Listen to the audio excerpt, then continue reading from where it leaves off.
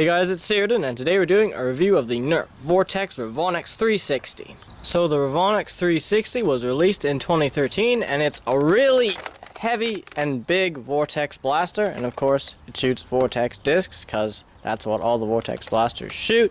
And it was actually a pretty unique blaster because it's actually got a giant cylinder here which you would put your discs in, but what's interesting is that the discs are vertical like this, but we all know that vortex blasters fire them horizontally like that, so it's got a super complicated mechanism inside that switches it around to the proper orientation, and that's why it's so big.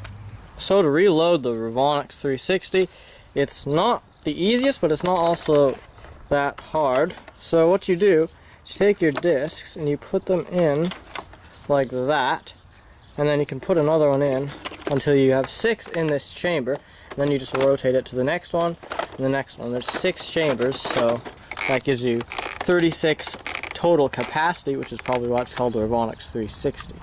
So to fire the Revonix 360, all you do is you grab the front handle here and you prime it back until it clicks in place, and you push it forward all the way, and then you pull the trigger and a disc goes out. And it also has slam fire, which is nice, so you can just hold down the firing trigger like that, and then you can just rapidly prime it, and you get some pretty fast rate of fire doing that. So the Revonix 360 has lots of tactics going on with it because it's a really big blaster.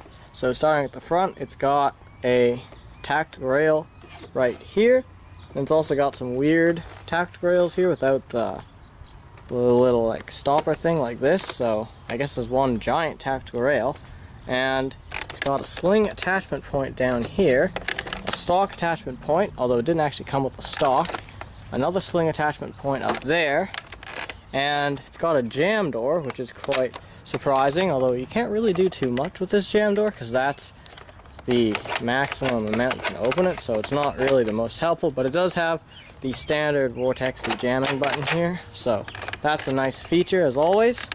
And that's pretty much it for the tactics. So that's it for the overview of the Revonix. Now we're going to move on to the range test. Hey guys, it's Tom, and today we're here at the range to range test the Vortex Revonix 360. So, we're just going to be shooting with standard vortex discs. So, starting off with flat shots, let's go.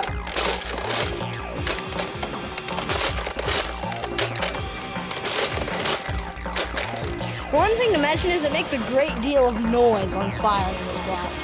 Anyways, now angled shots.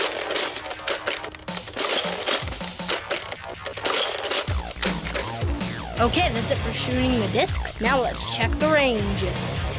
Our first shot here is about 44 feet. And then way up here, our next shot is at about 63 feet. Next one at 64 feet. Next one is at 65 feet. Up here, next one is at 72 feet. And our last shot is at 75 feet. That's it for the range test. Now on to the conclusion.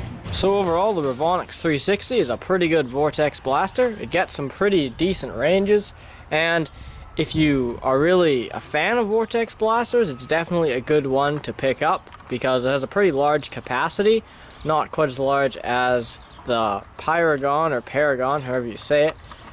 Not as large as that because that had a 40 disc drum, but this one isn't too far off, and it does have slam fire, and it's a pretty smooth priming blaster. It is a bit loud, so that's something to take into consideration, but overall it's a pretty decent performer and is pretty reliable. So I don't think the Revonix 360 came in any other color schemes, and so it was also one of the last vortex blasters to be released, so maybe that's why. But if you're a big fan of vortex blasters, this is probably one of the best ones to get because it is a large capacity and it performs really well. So if you can find one, you should definitely try and pick it up.